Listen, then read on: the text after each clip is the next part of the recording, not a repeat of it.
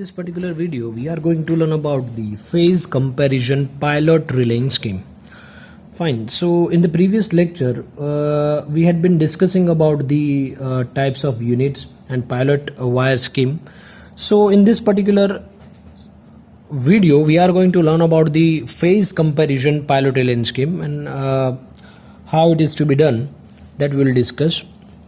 See, first of all, I'd like to some mention points that देखिए, अगर हम यहाँ पे कुछ कंसिडर करें कि यहाँ पे ये सर्किट ब्रेकर 1 मैंने ले लिया, ये circuit breaker 2, okay, I have taken here 2 circuit breakers.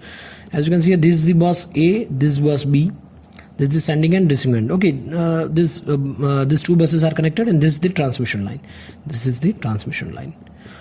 और यहाँ पे एक रिले जो है वो मैंने लगाया है. देखिए यहाँ पे अगर मैं कुछ रिले लगाऊं, मान लीजिए ये कोई रिले A लगाया मैंने और ये यहाँ पे रिले B लगाया. सो ये डायरेक्शनल रिले है, ठीक है. सो ये किसके बेस पे वर्क करता है? देखिए, मैं पिछला जो भी लेक्चर था उसमें भी मैंने बताया था, लेकिन यहाँ पे भी मैं आपको बताता हूँ कि यहाँ पे जो डायरेक्शन होगा वो डायरेक्शन कुछ इस तरह से होगा. जो करंट का डायरेक्शन होगा कुछ इस तरह से होगा. Let's say this is I. सो यहाँ पे जो करंट का डायरेक्शन होगा वो भी इस तरह से होगा, ठीक है. लेकिन ये जो रिले है A, ठीक है, वो इस तरह से, मतलब ये जो रिले है उसकी डायरेक्शन इस तरह से होगी करंट की, इसकी डायरेक्शन इस तरह से. तो यहाँ पे जो रिले है उसकी जो भी उसकी बनावट होगी, ठीक है, वो किस तरह से होगी कि ये जो B है वो अगर इस डायरेक्शन में, यहाँ पे इसकी करंट की डायरेक्शन कुछ इस तरह से अगर रिवर्स हो गई तो ये सेंस कर लेगा फॉल्ट को और ट्रिपिंग सिग्नल जो है वो सर्किट ब्रेकर को दे देगा, ठीक है. कुछ इस तरह से होती है.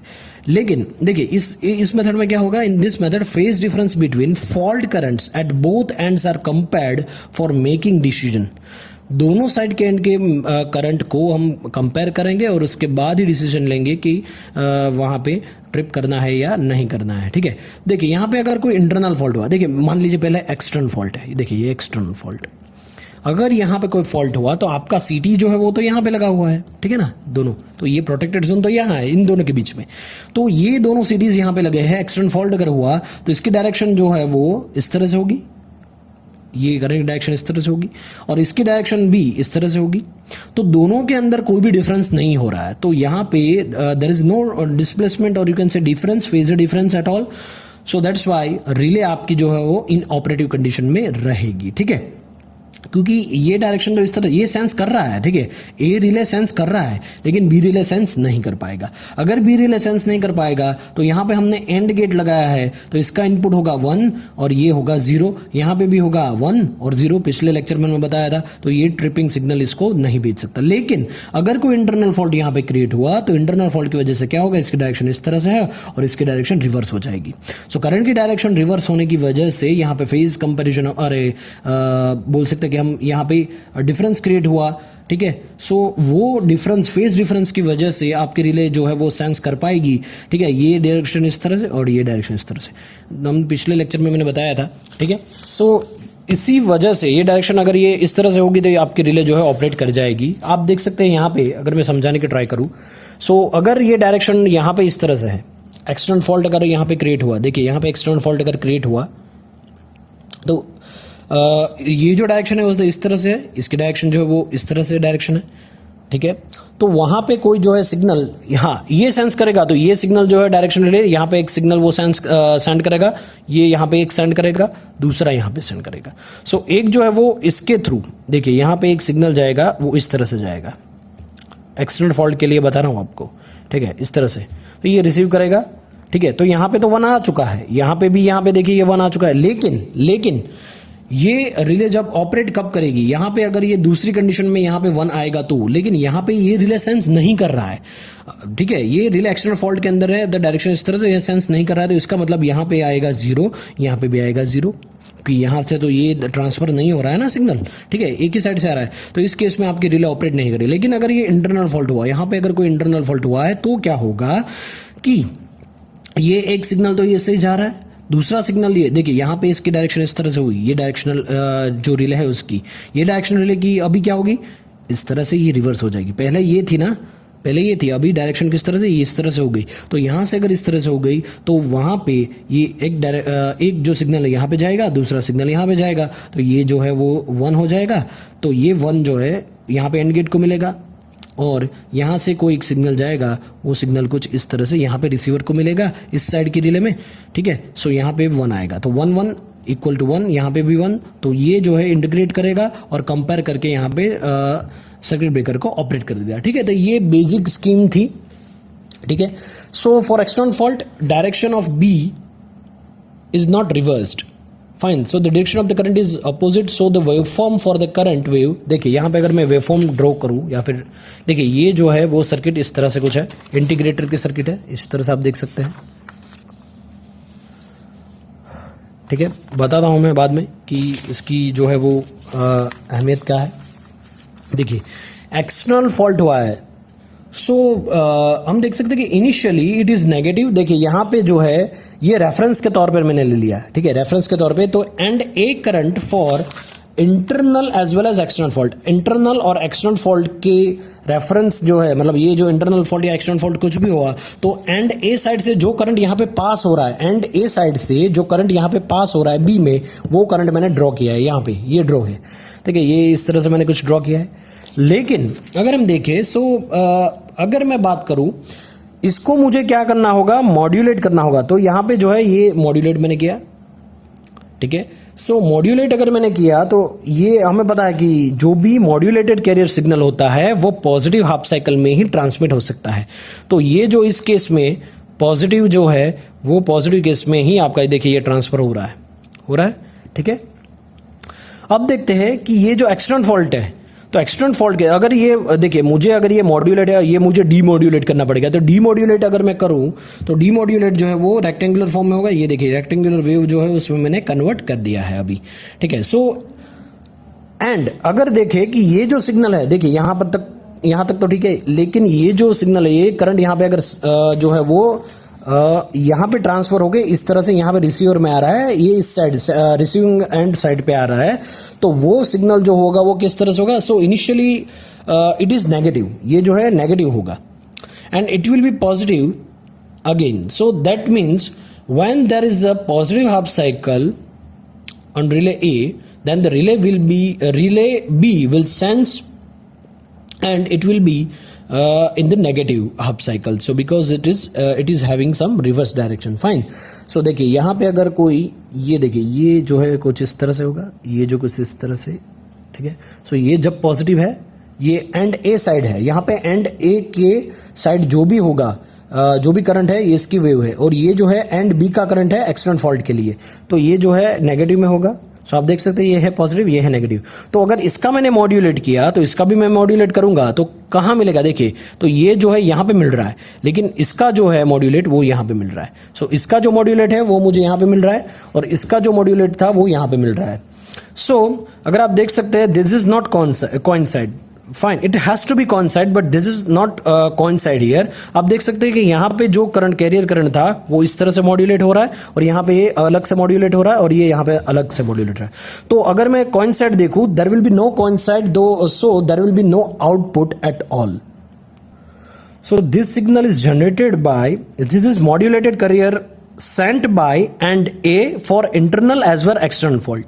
This is demodulation of AND A carrier signal, and this is the AND B current for external fault. Or you can say this is the signal generated by this signal is generated by AND B, that is sent by B to A. Okay. Now there will be no coincidence, so no output will be there. So when output of AND is 0, you can see the output of when the output of AND gate is 0, integrator is used, which is used for measuring for how much time there is a coincident between these two wave. Fine. So and we will keep a threshold using a circuit so that the time we are representing in terms of voltage, fine. So whenever there is one, so one will also integrating, so that will give some value, so we will keep threshold minimum how much value is required or need to operate, fine. How much value is required for need to operate your relay, fine. So this is the integrator and this is the comparator. It will compare the signal, okay, fine. So let's move further. So we can say that it will send this modulated signal. Generally, modulated signal will be sent only during the positive half cycle only. Fine. So here this two will be compared by comparator. This is the zero signal, this is integrator, and from the ground and VCC this signal will be here and the zero signal will be here. So these two will be compared here and by comparator. So whenever there is a value greater than the comparator value, then it will send trip signal to circuit breaker. Okay, whenever there, I repeat, whenever there is a value greater than the comparator value, then it will send trip signal to the circuit breaker. But whenever the value which is less than the comparator value, then relay will not operate, or this comparator will not send the signal. Fine. So output will be 0. So output of the comparator is 0 and then relay will not operate for external fault, क्योंकि यहाँ पे 0 है ना, यहाँ पे 0 है. So accordingly अगर ये यहाँ पे कोई वैल्यू लेगा तो ये यहाँ पे सिग्नल जो क्या जाएगा, 0 ही जाएगा. ठीक है. सो यहाँ पे आप देख सकते हैं कि इस तरह से कुछ वर्क हो रहा है. तो यहाँ पे भी सेम वर्क जो है यहाँ पे होगा. यहाँ पे कोई सिग्नल जो है वो रिसीव होगा, इस तरह से एंड गेट में जाएगा. अगर 1 0 है सो यहाँ पे 0 जाएगा, अगर 1 1 है तो वही 1 जाएगा, तो ही वो सर्किट ब्रेकर को ऑपरेट कर पाएगा. ओके. सो वो था एक्सटर्नल फॉल्ट के लिए. लेट्स से अभी इंटरनल फॉल्ट कुछ हुआ है. देखिए यहाँ पे अगर कोई ये इंटरनल फॉल्ट क्रिएट हो रहा है, सो अगर इंटरनल फॉल्ट यहाँ पे कुछ हुआ तो इसकी डायरेक्शन, करंट की डायरेक्शन इस तरह से होगी, डायरेक्शन रिले ए, और यहाँ पे डायरेक्शन रिले बी, तो इसकी डायरेक्शन कुछ इस तरह से होगी.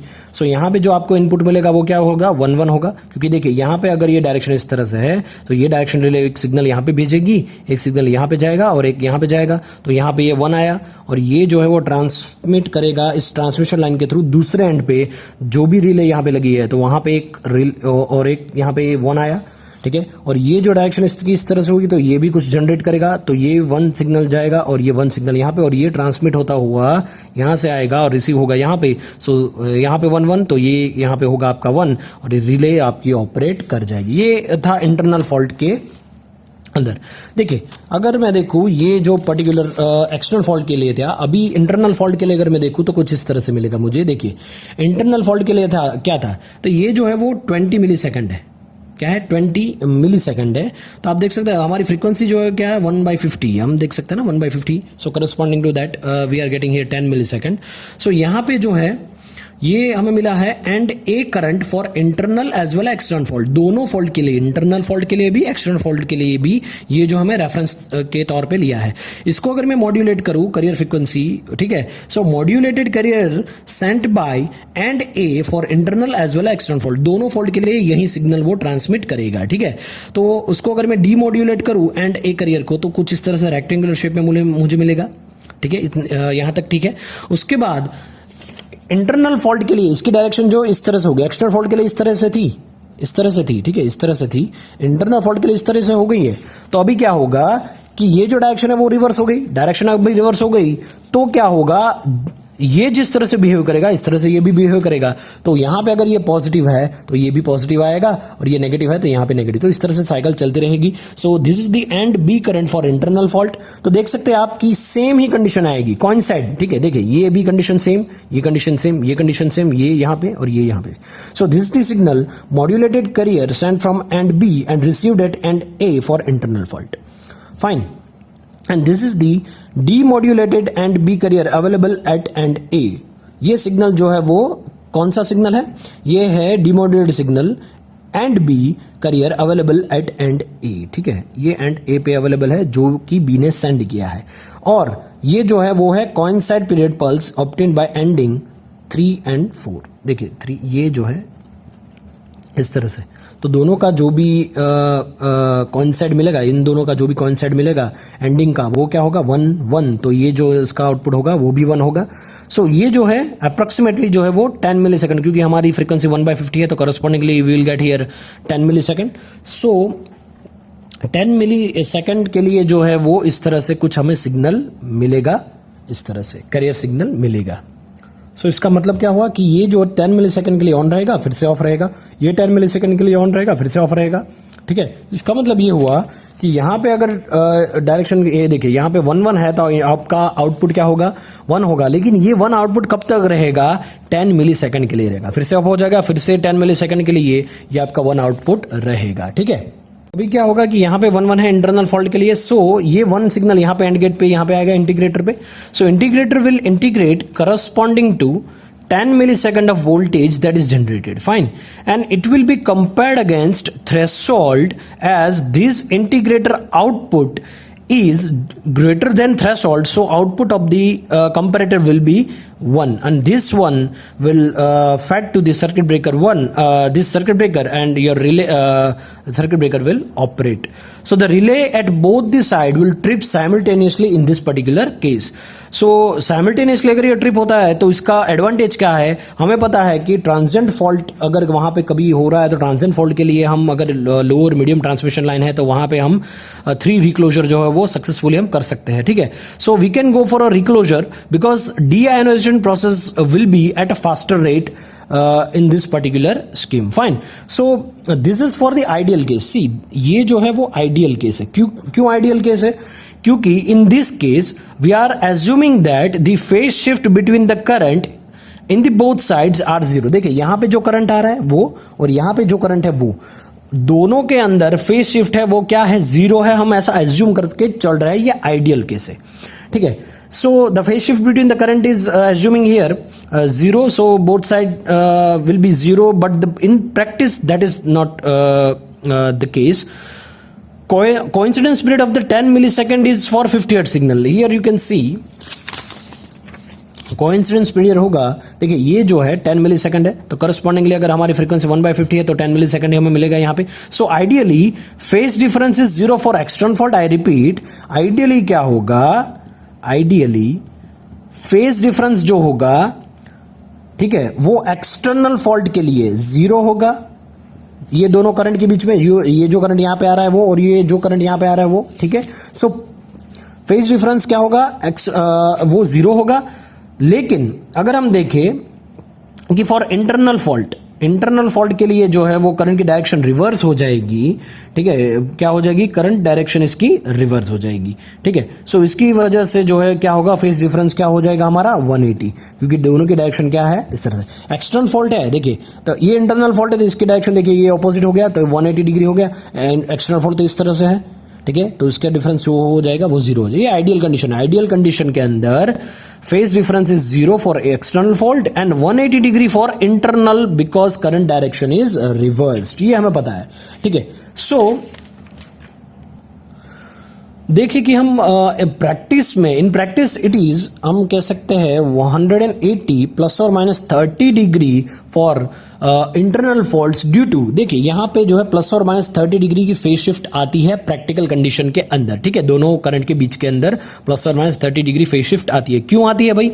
सो इसका जो रीजन है, इसके रीजंस कुछ इस तरह से, अगर मैं देखूं कि first region, so phase difference between EMFs at the end of the protected line section, एक देख सकते हैं कि फेज डिफरेंस दोनों के ईएमएफ के अंदर, phase difference between EMF, okay.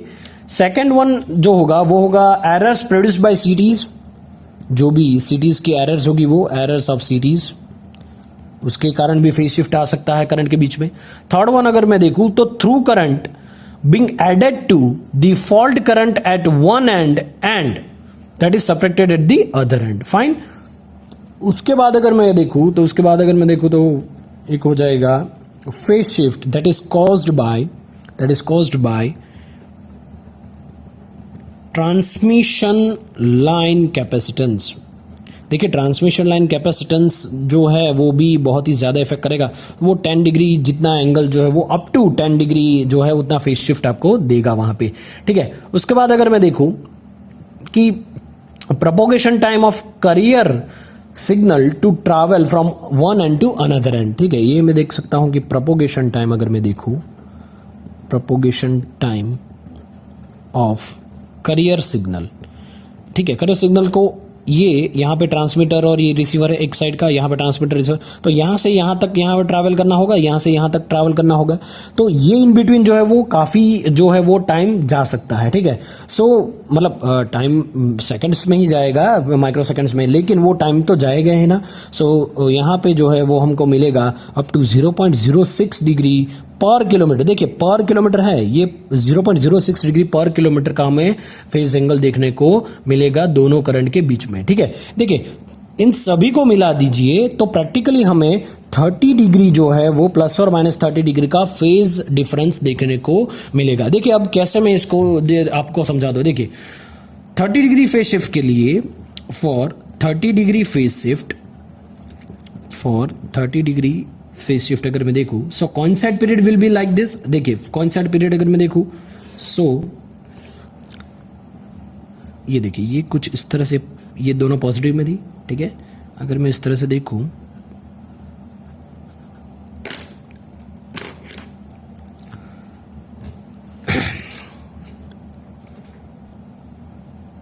ये जो है कुछ इस तरह से पॉजिटिव वैल्यू हमें मिली थी, ठीक है।